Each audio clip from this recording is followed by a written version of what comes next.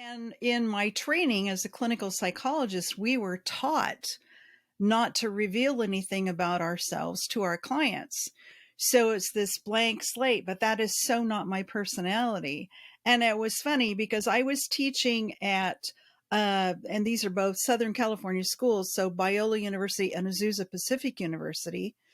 They're private Christian schools. When I was at Biola, which is where I graduated, where I got my master's and my doctorate and was trained not to talk, my students didn't know anything about my personal life. And then I'm talking, at Azusa Pacific, and my students there, they encourage the faculty to be more self-disclosing.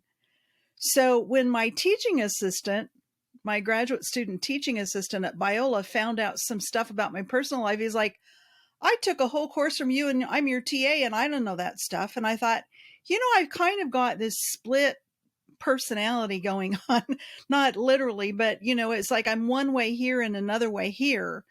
And I'm like, I don't want to be that way. It's very incongruent. I want to be who I am.